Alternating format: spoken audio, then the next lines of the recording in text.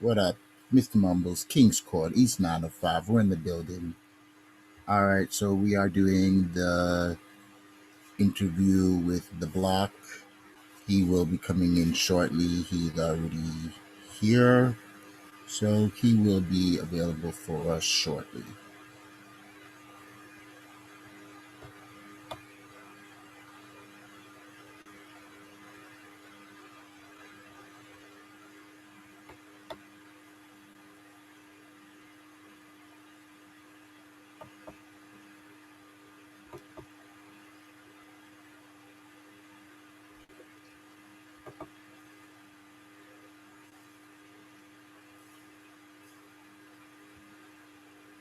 All right.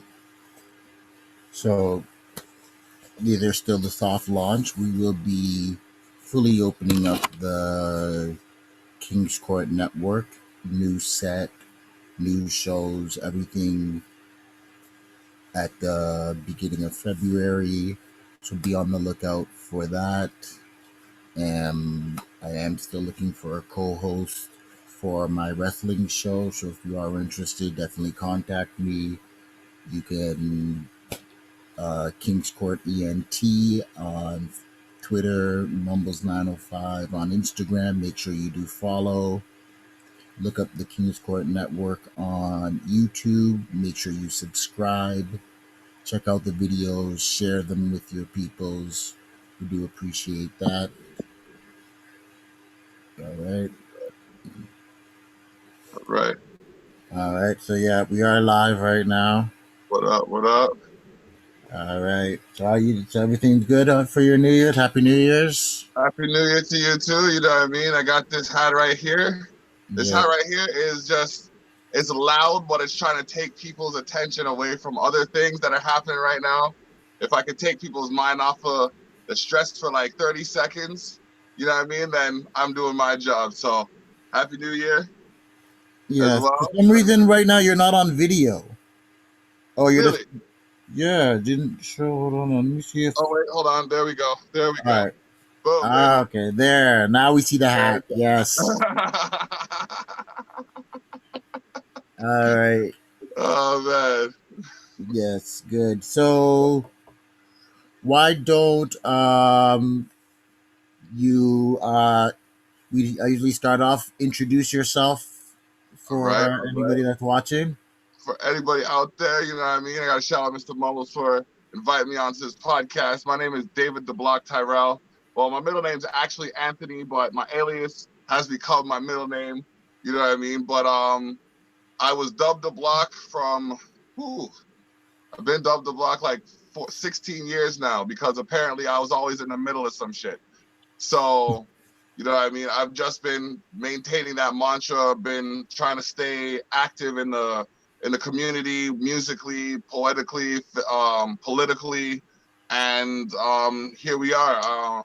I think we met at it must have been a show in Hamilton, I think it was. Yeah, it was the Yeah, show in Hamilton, yeah, where I did the battle and you were performing. yeah. So where are you from? Like Oh, where's yeah. like I was born in St. Catharines, Ontario. Okay.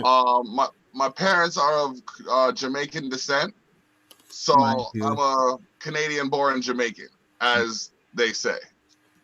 But you're like you so musically you're from like St. Catharines, that's where you grew up and that's are you still in St. Catharines or I'm actually on Welland now. I was okay. born in St. Catharines. I moved to Toronto for like 20 years, 20 plus years. Okay. And then came back down here in 2010, 2011 to raise my family, take a break from the hustle and bustle of the big city up in Toronto and all of that stuff. Yeah, definitely. And then I got I got a little bored, so I ended up diving back into the music and getting involved in these events and putting together shows. And I have a podcast myself that we're gonna be featuring you on tomorrow. Make sure y'all So follow, yeah. yeah, so you know what I mean. I've just been keeping busy, and it's resulted in 2 nominations for the Niagara Music Awards, and Okay. plenty of fruitful business partners. and partnerships. So I know you through the music, but I know you do other things. When did you start? What's your history? When did? Because I know, like me, you're not like a young, rookie in the uh, music. So when did you young at start heart. doing music? What's your like your history in like the Toronto the scene? Okay, so all right, like I mean, you're talking to a man who has been. I've been subject to the paparazzi Mm, before paparazzi was even a popular terminology. mm. I had a man take a picture of me during the MMVAs one year, and then the next year, the same man took a picture of me at Wasaga Beach. So yeah, that was like 2004, and I was 20 then. Mm. So I right now have been producing music, like engineering, mixing, mastering for 23 years. Okay. I started when I was 13. I started at a young age. I'd say professionally, I've been doing it since 2004. Okay. I own my own business since 2007, rebranded in 2017, and then branched off in 2020. Now we have, hold on a second. Now we have this magazine, Culture Shock. Okay. Yeah. You know what I mean? Hmm. Um, but we'll get into this in a minute. So, yeah, it's been over 2 decades, almost a quarter century. So I realized the other day, like I'm working with a couple of artists that have been alive as long as I've been doing this. Yeah. It trips you out when you start thinking about that. Yeah. Like Yeah, yeah. I'd be like, And even more so, one of them in particular, it's like he's pole vaulting, like he's catapulting into different realms of like creativity that yeah. just pull me into it. You know what I mean? So it's just like it's pretty dope. But yeah, man, you're right. I think we're considered to be seasoned veterans or Yeah. old heads. All right. Yeah. So your main thing, because I know you rap, you do some reggae type Yeah. stuff. Is your main thing producing, or is it or what did you start first with? And I started with writing. I started writing poetry at 6 years old, and mhm. my teachers always supported that. So throughout Yeah. the years, music has always been a part of my life. Like the arts have always been something that has been with me. So in doing that, it wasn't until I was working at a Food Basics in Mhm. Scarborough, Nielsen and Ellesmere. Actually, shout out to Food Basics. You know what I mean? Because that's where I got noticed at first. We went to this. I was invited to this house party, and I didn't think I was anything. You know what I mean? I'm going there humble, like, cause I'm seeing man's rap and like literally going in on it, and I'm just like, I'm a poet, you know what I mean? I can write words, I write Yeah. sentences that rhyme and shit. Like I'm not delivering them with no passion, no intensity. I'm just Yeah. putting them down on paper. So um they get me out in this party now and they give me a couple sips and you know what I mean? I'm sitting there, I'm relaxing. Everybody's rapping and like, oh, I hear you write poems. Yeah. Yeah. So Yes. why don't you spit some freestyles? I don't freestyle. Man, go ahead, try something. Bro, I was licked, so I don't know what I spit at the time. Yeah. So I dropped those bars, and you know what I mean? It's nothing to me because I'm not thinking anything of it. So I go to work the next day. People are coming up to me, hailing me up, you know what I mean? Dapping me and all this shit. Like, oh, yo, I heard about your bars. They were so sick. And I'm Yeah. like, I in my head now, I'm like, wait a minute. This isn't No. like I just tried this, you know what I mean? If people are coming up to me and it felt good, you know what I mean? So people are coming up to me and hailing me up. So I'm just like, okay, let me see if I have anything with this. Started writing then more and started delivering more. And then one Yeah. of my boys recorded my first demo and it was called So Grimy It's Toady. It was Oh, supposed to be called Today, but he switched up the A and the D, so it came out Toady. So we played that CD so many times, like the plastic burned. the plastic burned through the CD. Like if the laser burned through the plastic on the CD, we couldn't use it anymore because everybody wanted to hear it. So it was just like, so from then, I've been focused on trying to just, you know what I mean, make something happen in some way, like inspire or improve the quality of life somehow. And I just find music to be one of those ways where you can get people's attention and say, hey, this is what's up. Yeah. Okay. So, which do you like? Do you like producing more, or which one do you like more, producing or writing? Ooh, I'll tell you right now, writing's a lot easier. Writing is a lot easier. But producing I find producing more gratifying. Like it's like, to me, it's almost like being in the kitchen. You know what I mean? You get all the ingredients and you gotta trim them so they fit the right places. You know what I mean? Mix them up together so you get all the flavors, and then the final product is how you plate it, kind of thing. So I like the production aspect of it because, like the way the artist feels when they get that finished product is just it's gratifying. True. So, what would with a long career like that, what would you say would have been one of your best shows and one of your worst show experiences? Ooh, boy. Okay. Now, one of my best shows. Okay. You know what? They happen in the same place. They happen in the same place. Not the same show, I guess so. Yeah, no.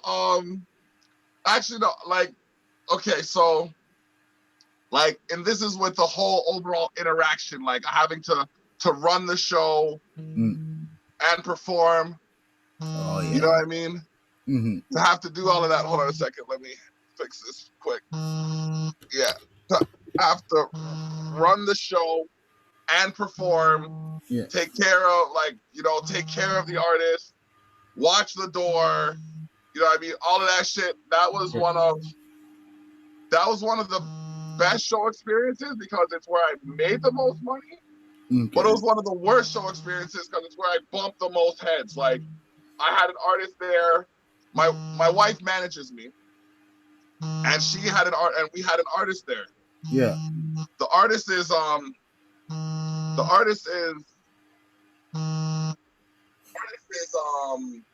getting drunk before the set. I said to every artist, I said, you know what? Do me this favor. I don't mind if you drink. You can have one drink before you go on. You can drink till you're dumb when you come off the stage, but stay sober for the performance. Yes. So my girl goes, I don't give a fuck what Block has to say. I'm getting drunk. She's performing with me. Flops all over the stage. Flops. I had to catch her I had to catch her while I'm performing, fam. Holy shit. I had to catch my girl while I was performing. So it's just like, yo, like, so never good. I don't really rate. So, Yeah, some people like, you always overthink that you can handle. Some people think they can handle. Yep. More than they can, and they end up getting. Those are the worst type of performances when somebody's just too trash and they shouldn't have been up there. Yes. Yes, it's too true. It's too true. So she made your performance look a little bit unprofessional with the. Okay. Yep. Okay. Yep, it was messed up, but like, people saw what was happening the way it happened. So, and truth say, I was given advance notice of that being a possibility, and I'm just like, nah, man, that's not how it goes with me. It's a different situation. It's like I'm standing up in front of the train while it's coming towards me, trying to say, no, it's not going to hit me. You know what I mean? Like, madness.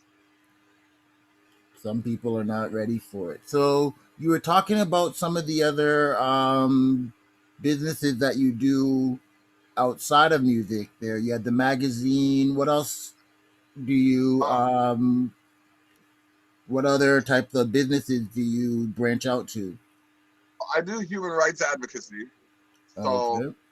that's like one of my primary focuses. I've always been able to help people. Like I've always helped people. That's always been something I've done. So like I find there have been a few key industries that I've always found an issue in. So I learned those industries and found ways to help people overcome the complications that they present. Okay. So like housing, for example, housing is a big problem. Like Yeah. it costs too much. It's not fixed as fast as it should be. They don't provide all of the benefits required that they possess. I mean, we even have situations, and I don't like. My parents came from another country to establish themselves here. Yeah. I don't immigration, great, whatever. You know what I mean? That's fine. But like to expect to dominate a situation just because you're in a disposition somewhere else. It's like I can't leave here in Canada and go to Azerbaijan, buy up some property, and expect the Azerbaijani people to live according to my rule. They're gonna fuck me up. Yeah. You know what I mean? They're Yeah. not gonna stand for that.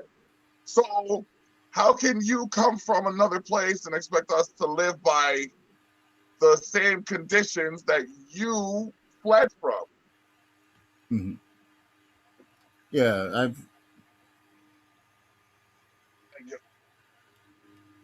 Yeah, it's just kind of messed up.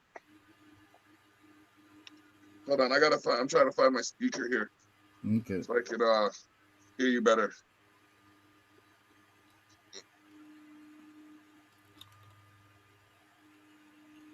There we go. All right. All right.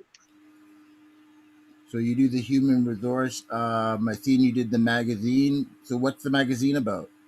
Magazine is about it's basically right now it's calling attention to the unseen the unseen in the scene. You know what I mean? Okay. There's people out here right now that are making waves, and it's resonating within the city, within the region, but Yeah. by the time it hits Grimsby, Stony Creek, it starts to fizzle out. You know what I mean? So it doesn't really make it to Hamilton. If it makes it to Hamilton, it doesn't make it to Toronto. Okay. So I'm trying to find a way to bridge the gap, so to speak, and I'm using this magazine as a platform to call attention to. I mean, like Ezra, for example, and DK Lonely, they're both on this month's covers. So Okay. those are two artists who have been out here for, geez, a decade or more. You know what I mean? Doing their thing.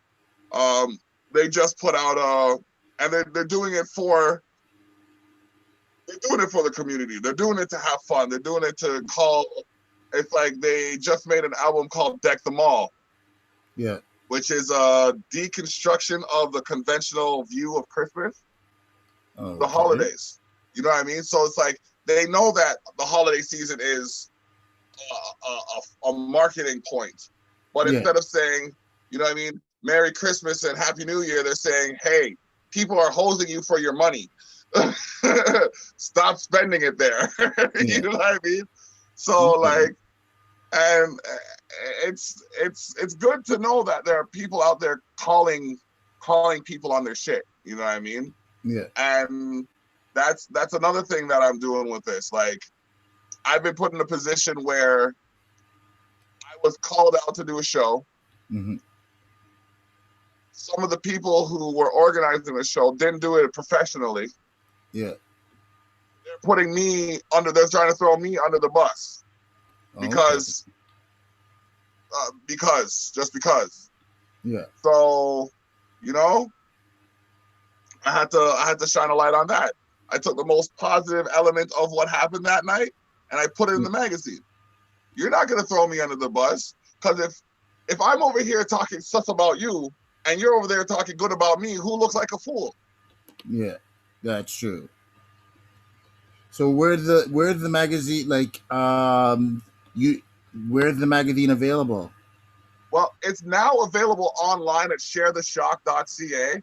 We Okay. just we just launched the website on I think it was Wednesday. We did a soft launch on Wednesday, and like you're the first person to have this information conveyed on their stream. So this is the exclusive. Yeah. Um, sharetheshock.ca is available right now. You can see the zine.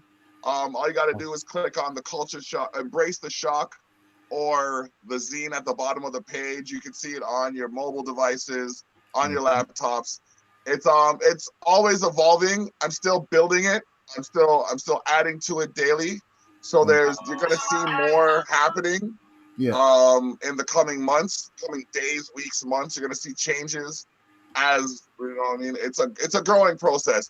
I found that when I tried to perfect things Yeah. before I release them, I didn't end up releasing. There's so many things, so many projects I have that I haven't released because I tried Yeah. to perfect them. That's true. So now, and it was kind of an accident. I got to shout out the wizard because he was showing me something, and then he published my website, and I was just like, okay, and he's just like, no, you need to publish it. You're always going to be changing it anyways.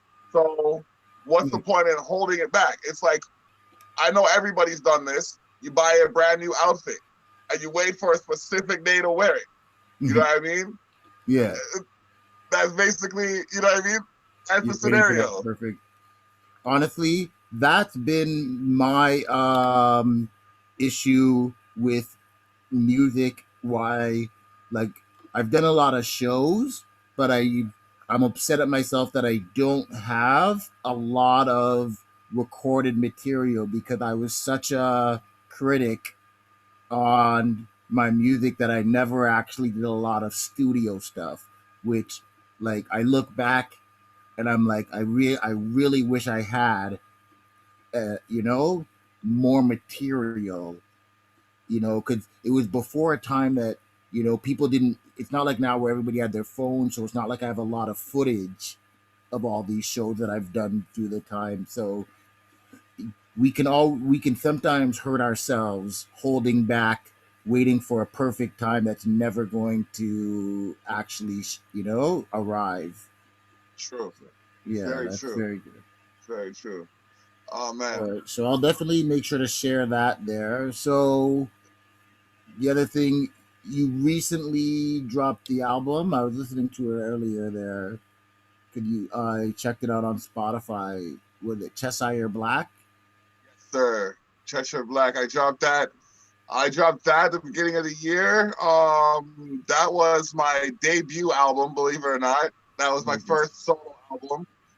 I had a lot of fun with that. It was something that was a long time coming in the sense of I wanted to create a piece that would express who I could be more so than what was expected of me.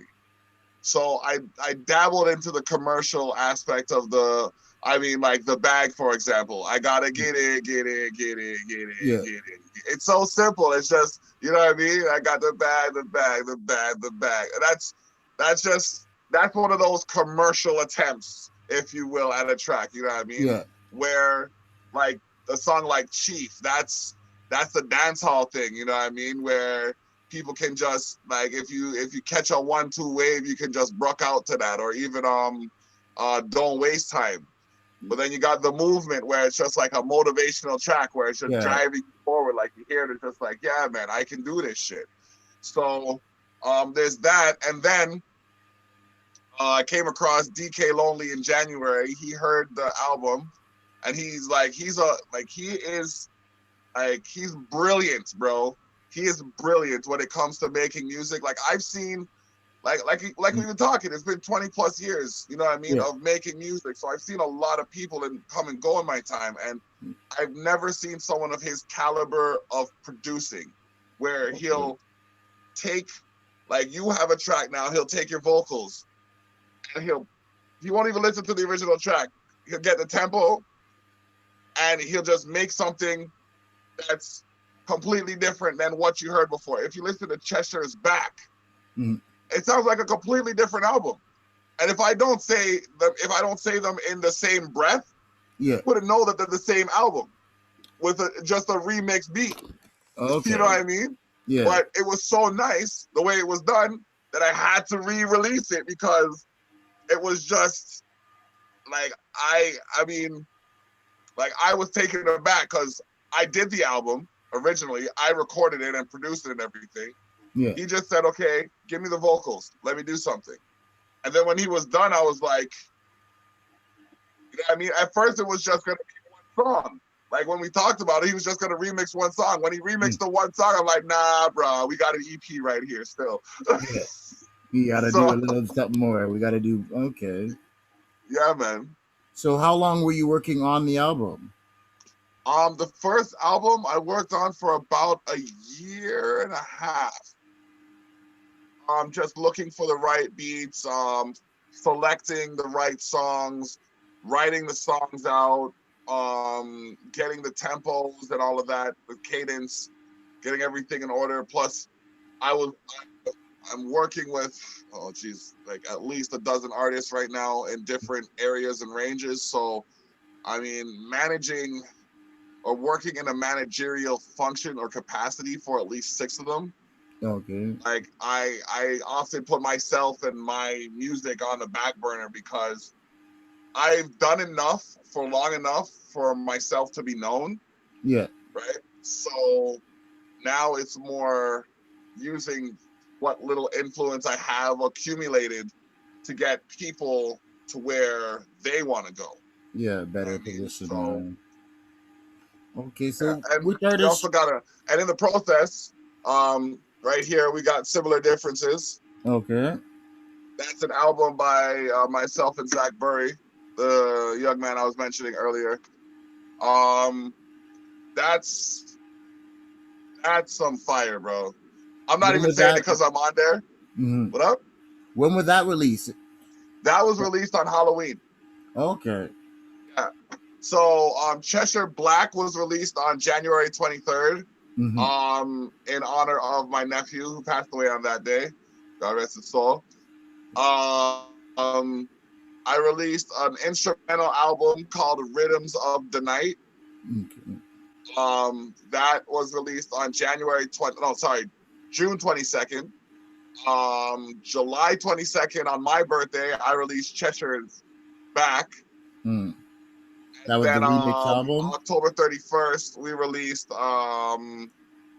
Similar Differences. Okay, so that's a lot. So you did that's a lot of music to release for 2020. Yeah, I think looking back at it, yeah, here, and that's not, man, that's aside from like, I must have dropped at least a dozen singles through the course of the year. So, Okay, yeah. and how do you feel? How do you think the reception and the feedback have been there for the releases so far? Okay, so when I was sharing the releases for Cheshire Black, I must have shared it like myself personally about 500 times, and I got maybe 3 negative responses. Okay. The other 2, I took a more organic approach. I just kind of put there, as placeholders. It's like I put out there and said, okay, I'm gonna put this out there for whoever to take notice, and then I'm gonna revisit them and see which ones maintain relevance. Okay. Yeah, it's Are like you, mm-hmm. my Are you ego doing said to music me, "Is videos like, as well? pardon?" Are you doing music videos or any Yeah, visuals with them? I've edited 11 music videos in 2020. Okay. Yeah, I do audio video production. Um, oh, okay. Last year alone, there was over 300 productions done in the studio, and I think that's lowballing it by at least 50. Yeah, I have like I have band jam sessions. I have instrumentals made. We have like we have videos. We cover all bases. I can literally from making the beat to producing the CD. Like this was done in house. Mm. This was done in house. Like Yeah. this is where we know CDs from. Yeah. You know what I mean? With the hardcover jewel case and everything. You know True. what I True. mean? So like that's what I did. So well, not I with Zach Murray's help. That's what we did, and you know what I mean. It's just because everything's online now. It goes so much quicker, so people don't Yeah. put as much time into it, and it doesn't come out. I think it doesn't come out as well as it could because back in the day when we had to record to tape, Yeah. we had to be patient. We had to, you know what I mean? Like Mm. tapes were like you couldn't find tapes all over the place until they were on their way out of style. Yeah. You know what I mean? So people didn't have that struggle. But now it's like, okay, well, I have all this digital space. I can buy a hard drive. I can buy a thumb drive. So yeah, I can just push out. Very true. It's so one thing I like asking artists there: how has the 2020 with the pandemic and everything like that? How have that affected your career? Positive, negative, thing like that. Like how has the 20 this year been for you? Would you believe outside of not perform? I had okay.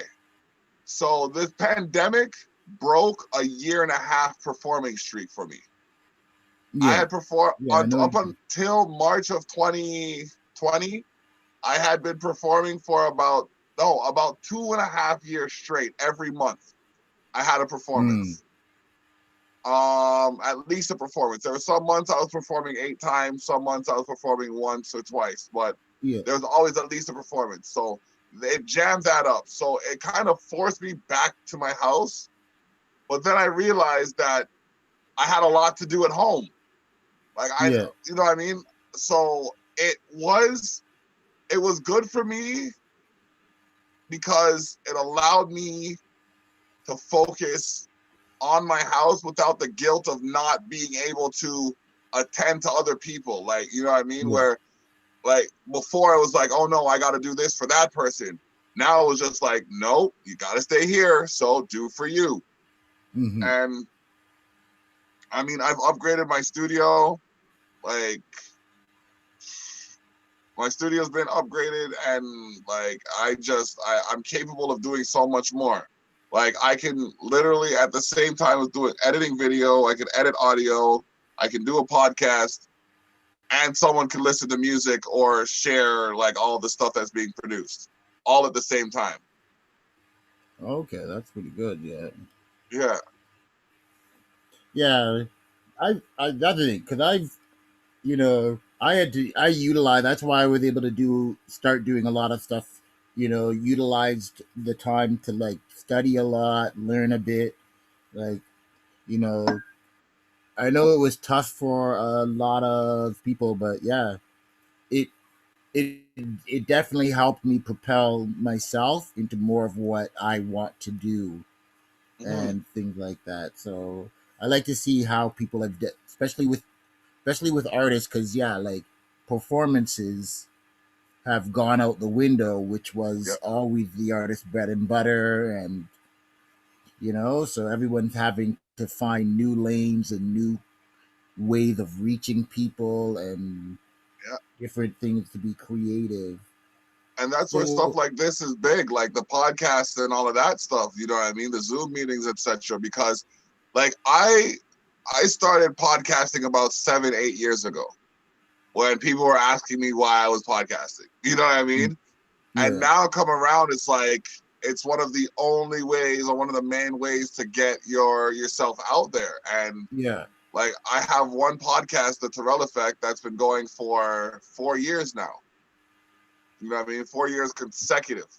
okay, Yeah. So I'm just, you know, trying to keep that momentum going, try to, you know what I mean, introduce the world to our country, north of the 47th parallel. Everybody is like, we're America's little brother.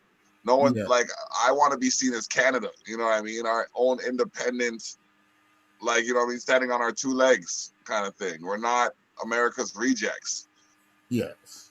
That's one of the things that I'm wanting to do as well with my like podcast is just giving shine to, you know, the indie artists in the hip hop scene that, you know, might not be getting the, you know, might not be getting the looks and stuff like that. Certain could even with Toronto, it's always a certain type of artists that are getting, you know, the love. So I try to, you know, I have a lot of different connections. So people that I've known in my circle of influence that I know are good for the culture, you know, I try to give them that little bit of shine. That's, So you know what? why don't you tell us about your podcast that you have? Okay. All right. I have a few of them still. So, All right. the one that's become the most fun when she wants to do it is daddy daughter time. That's Okay. when my daughter comes out and she has so much personality. She's got so much wit. She's like, I mean, I can't say enough good things about her. Like, I couldn't ask for better children.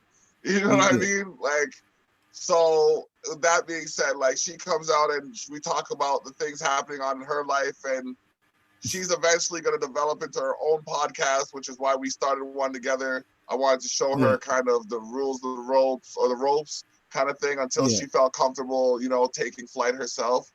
Um, she does cosplay and all of that kind of stuff, so she'll Okay. occasionally dress up and come on the show. Um, then I have another one called Candid Conversations. Mm-hmm. That is my interview like talk show where we sit down with different personalities. Well, sometimes like in person, sometimes over the phone, sometimes online. And we talk with different personalities about just life in general, how they're dealing with things, what's going on. Um, we get candid. Like, it's just, you know what I mean? It's like you're rolling up on someone in the mall, you know Mm-hmm. what I mean, with your camera while they're just talking. It's just whatever comes to mind, no pressure, no stress. I've done a couple special editions with Swish Styles and Will Dridge. Mm-hmm. I might look to do a series of special editions in the future, but I gotta have to see how that goes. There's Okay. another one called Tough Talks um, with Tilly and daBlock. That's where we talk about combat sports and we go over what's happening in the WWE and UFC. Sometimes we touch base on AEW and New Japan Pro Wrestling as well in Ring of Okay. Honor. I That do. I do. happens Yeah. sporadically through the Yeah. week. And then we got, oh my gosh, okay, so and then we got the Terrell Effect, which happens on Saturdays, every Saturday.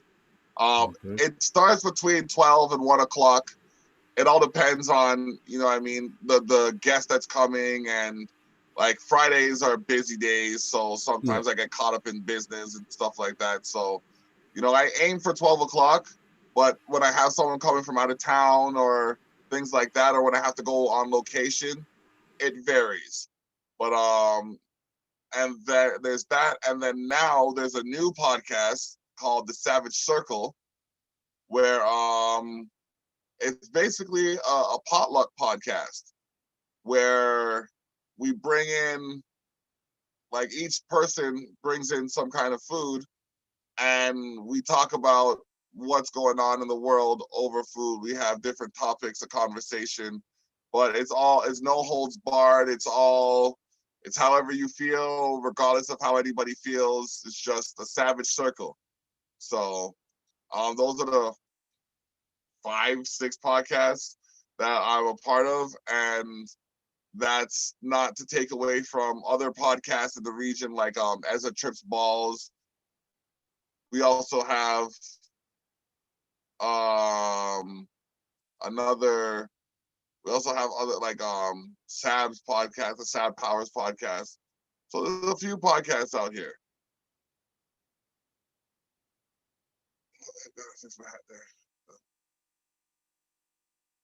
All right, I think we're still live, but I don't know where my dude went.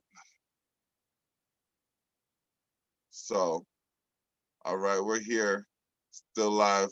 It's the block. You know what I mean? Mr. Mumbles must have had a connection issue or something like that, but we'll see if he pops back in here. Give it a couple of minutes. The man's doing a big thing right now, reaching out from Toronto to Niagara, you know what I mean, bridging the gap.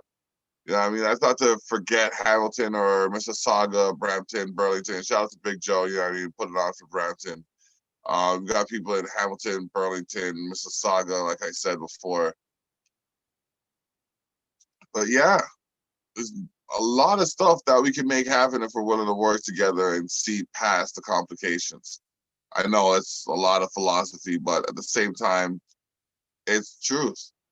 So when it comes to the developments one wants to experience, the best you can do is focus forward on your objectives. Because at the end of the day, you can't get ahead if you're always looking behind you. Now, I'm trying to see what happened here. Okay, so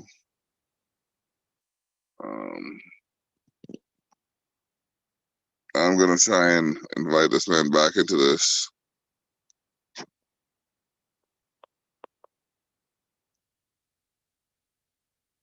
And see what happens.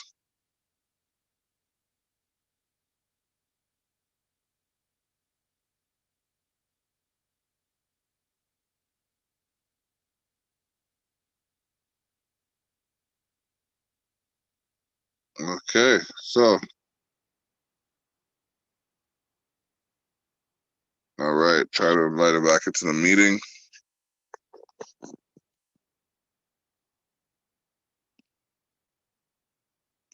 It is what it is, though. So we're still live. I have to grab onto the camera. Don't watch face. Check out that clothing line in Brampton. It's a happy new year. You know what I mean? We celebrating. I'm about to pop some bubbly. It's about to be lovely. But yeah. Well, he hasn't come back in yet.